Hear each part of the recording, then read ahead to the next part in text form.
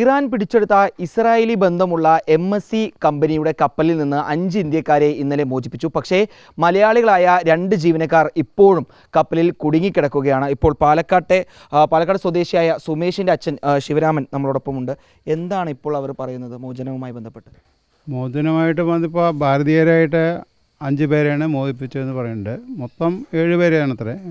5 പേര് ഭാരതീയരെ. അതിനിപ്പോൾ അത് എൻജിനീയർ അല്ലാത്ത ആൾക്കാരാണ് ഇപ്പോൾ മോചിപ്പിച്ചിരിക്കുന്നത്.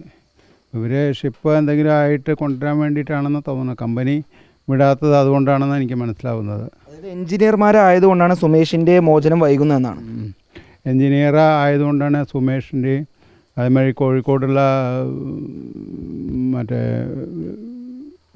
ശ്യാമിൻ്റെയും വയനാടുള്ള ധനേഷിൻ്റെയൊക്കെ മോചനം വഴുകുന്നതെന്നാണ് എനിക്ക് മനസ്സിലാവുന്നത്.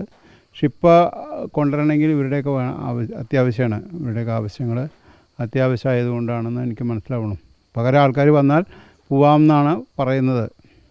അത്ര തന്നെ അറിവുള്ളൂ. അപ്പോൾ അത് എത്ര കാലത്തെ സമയമെടുക്കും എന്നൊന്നും വിവരം കിട്ടിയിട്ടുണ്ടോ? അത് ആരെങ്കിലും പകരം ആൾക്കാർ വന്നു കഴിഞ്ഞാൽ എപ്പോൾ വേണമെങ്കിലും ആവാമെന്ന് അന്വേഷിച്ചപ്പോൾ മനസ്സിലാവുന്നുണ്ട്. വേറെ വിളിക്കാറുണ്ട്, കുഴപ്പങ്ങളൊന്നുമില്ല, മാത്രമേ തന്നെ അറിയുള്ളൂ. ഈ വിദേശകാര്യ മന്ത്രാലയവുമായി പിന്നീട് ബന്ധപ്പെടാൻ സാധിച്ചിട്ടുണ്ടോ? ഞങ്ങൾ ഇമെയിലും ഇതൊക്കെ അയക്കുന്നുണ്ട്.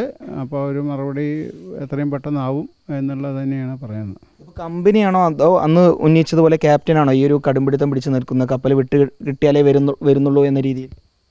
ഇത് കമ്പനിയുടെ ആവശ്യവും അത് തന്നെയാണല്ലോ.